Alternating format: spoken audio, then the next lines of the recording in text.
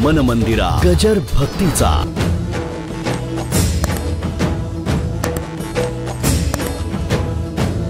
आपण तरुण असतो तिथपर्यंत आपल्याला वाटतं आपण काय करू, आणि एकदा 50 उलटल्यानंतर कळतं की हळूहळू आता कमी होत चाललं, पायातली शक्ती कमी, एक एक दात तिथपर्यंत हळूहळू. पहिल्यांदा एक सिग्नल येतो, पहिल्यांदा थंड खाताना दाताला कळ येते, अरे असं काय झालं, वरचं कवर कमी झालं, दाताचं कवर कमी झालं की कळा येऊ लागतात. दंताळवाडी ओस झाली, आला बागोला आजा दंताळवाडी. पुढचं सांगत नाही. नाकमुक गळू लागले, काय बोललं तर समोरच्या तो तोंडावर थुंकी उडते, म्हणून पोरं सुद्धा तिथून बोलतात.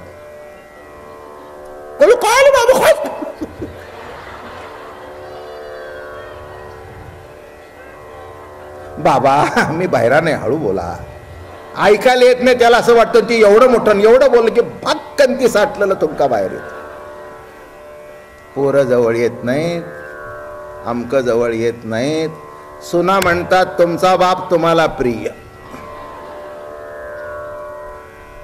तुमचा बाप तुम्हाला प्रिय. हे काय कोण गायन करावे, अवघड आहे. तेव्हा मरताना शक्ती कमी होते, तेव्हा कळतं की ईश्वर आहे का नाही.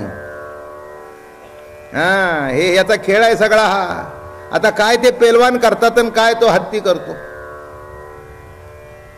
कंसाला वाटलं चला आता आपला नंबर आलाच आहे. भाग्यवान आहेस लेका तू, खरंच भाग्यवान आहेस.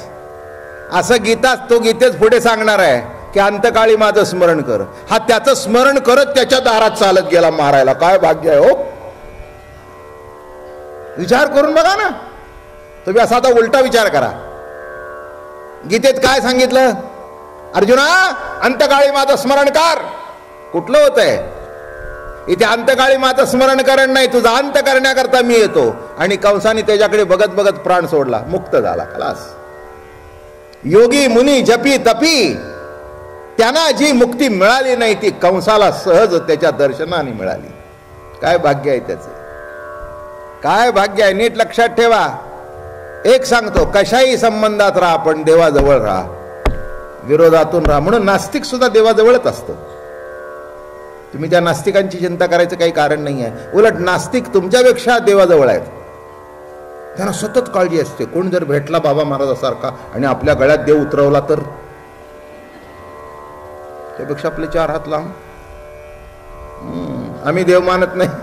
अवघड आहे, अवघड आहे. नीट लक्षात ठेवा. कारण त्यांना सतत देवाचं चिंतन आहे. आम्ही देव मानत नाही, आम्ही देव मानत नाही, आम्ही देव मानत नाही, आम्ही देव मानत नाही, आम्ही नास्तिक आहोत. अरे पण काय एवढा ढोल पिटायची गरज आहे का. जे सगळे नास्तिक आहेत त्यांच्या बायका चौपट आस्तिक आहेत. मी तुम्हाला नावं बिवं कोणाची सांगत नाहीत, पण मध्ये पेपरवर लेख आले होते की आम्ही काही मानत नाही पण बायको म्हणते गणपती मांडलाय, प्रसाद घ्या, मी घेतो. अब ये क्या बात आहे. आमच्याकडे नवरात्राची पूजा होते, मग आमची बायको सगळ्यांना बोलवते, पाहुण्या मंडळींना, भाऊ भी येतात. मग ते म्हणतात दुर्गे दुर्गट भारी. बायकोचं नाव दुर्गा होतं.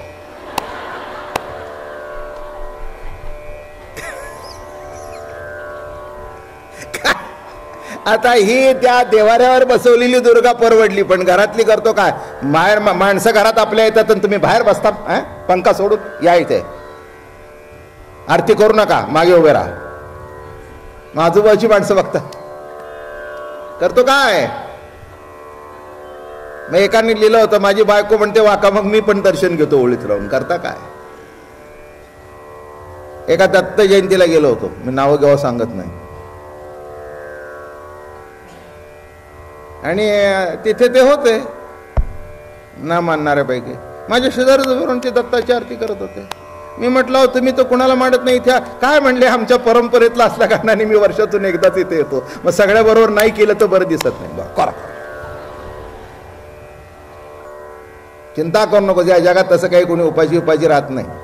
हो, ज्याची त्याची सोय केली आहे. चला गोष्ट सांगू. चला आता शिव झालाय ना, शिवाचीच सांगतो. शिवाचीच सांगतो. काय झालं, शिव पार्वती होते दोघं जण, आणि शिवाला उशीर व्हायचा, कधी 3, कधी 4, कधी 5. शेवटी पार्वती कंटाळली हो वाट बघून बघून, आणि मग शेवटी म्हणाले, अहो किती उशीर करता, काय तुम्हाला आमची काळजी आहे का नाही? अगं पार्वती, मी तुला रोज सांगितलंय तू खाऊन घेत चल, मी तुला रोज सांगतो, तुला माहिती आहे माझ्या मागे किती काम आहे. अहो कसलं काम आलंय? अगं म्हणे, सर्व जग जेवल्याशिवाय मी जेवत नाही.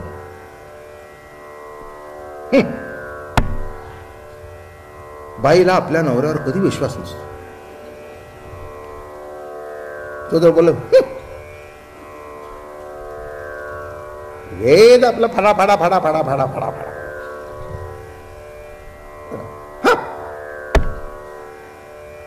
तर ती पार्वतीच.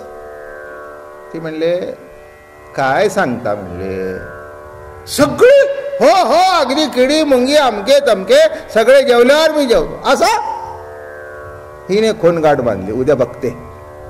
मिशी नसताना सुद्धा काव मारला तिने. पुषाने मुशीवर हात फिरला पण ती म्हणली, बघते सध्याच्या बायका आता काही नाही हो, आता तर काय सध्या 33% साथ आतात नाही, 100% आहे. कळलं का तुम्हाला? ज्या दिवशी बाई या हिंदुस्थानची प्रेसिडेंट झाली त्या दिवशी तुम्ही म्हणा 33%, मी म्हणणार नाही, मी म्हणेन 100% आहे.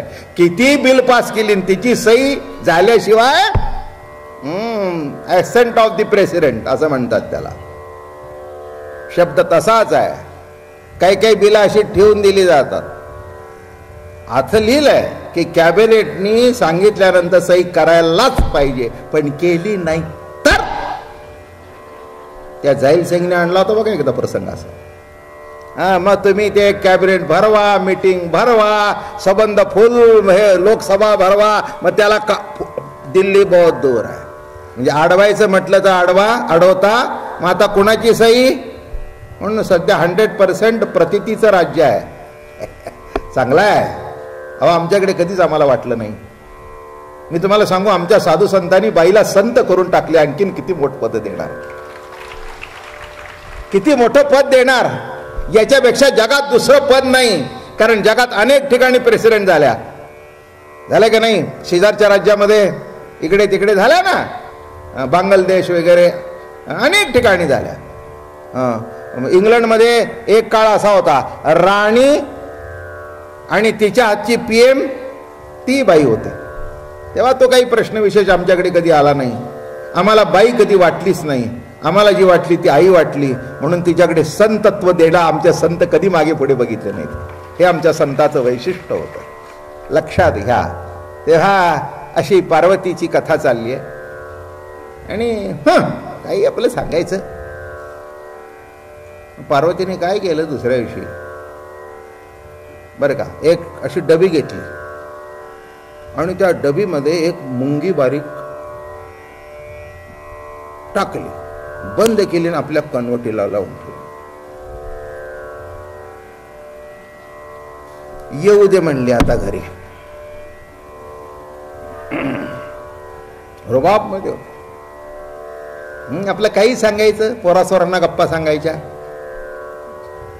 जग जेवल्याशिवाय मी जेवत नाही. आता त्या मुंगी कुठून जेवली विचारते मी त्यांना. अशीच आपल्या नवऱ्यावर श्रद्धा असावी.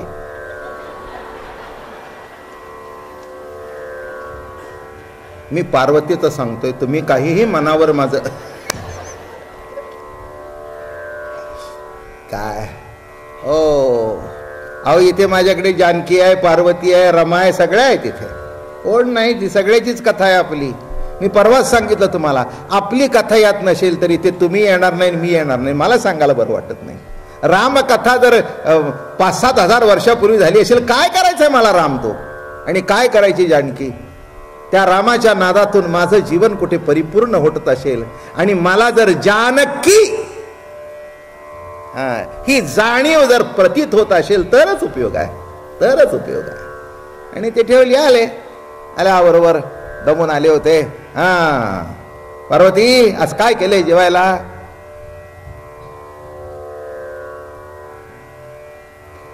शिवा सगळे जेवले का?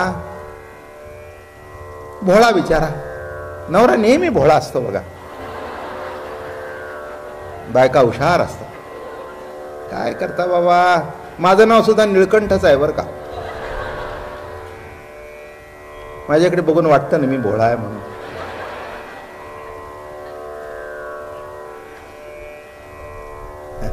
लुच्चे असण्यापेक्षा भोळं बरं.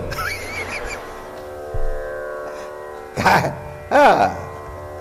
चला गंमत म्हणून आज आपलं शेवटचं प्रवचन आहे, उद्या कीर्तन आहे, परवा आहे, तसं काही नाही. शेवट बोट काय नाही, तुमचं माझं आयुष्य आहे तिथपर्यंत चालू राहणार.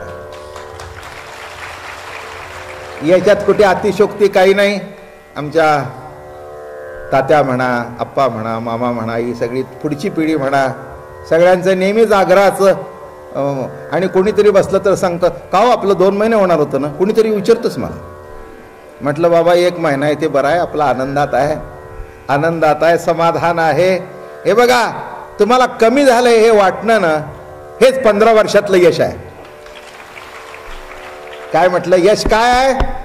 मी 1 महिना सांगितलंय नव्हे, ऐकून सुद्धा तुम्हाला वाटतंय ना अरे अरे अरे अरे अरे अरे अरे अरे हेच केव्हा संपतोय कोणाला माहित. नियम घेतलाय झालं, वाटोळ झालं. नियम म्हटलं की नियम चुकला. आणि प्रेम असेल तिथे नियम चुकतच नाही, कारण नियम म्हणून केलं नाही, जीवनाचं प्रेम म्हणून केलंय, आवडीने. असं वाटतं केव्हा 6 वाजतात, केव्हा जाऊन बसतो, केव्हा मी ऐकतो. ही जी ओढ आहे ती अलौकिक आहे, तेच वैशिष्ट्य आहे. आणि असो. आणि शिवा सगळे जेवले? हो. पुन्हा जाऊन तांब्या ठेवला. शिवा सगळे जेवले? अगं हो ना. पुन्हा आणून ताट ठेवलं, पाणी. शिवा जरा थांबा, सगळे जेवले? तू काय पार्वती, हे काय काय? अगं मला भूक लागली, ही काय भानगड आहे तुझी? थांबा म्हणले, अजून एक व्यक्ती या जगात जेवायची राहिलेली आहे. तुम्ही काल म्हणला होता ना. फुल स्विंग मध्ये होती पार्वती.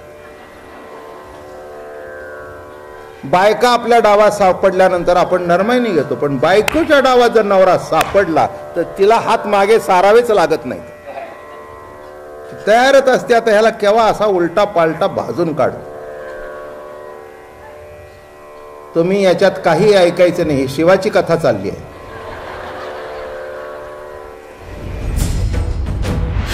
मन मंदिरा गजर भक्तीचा.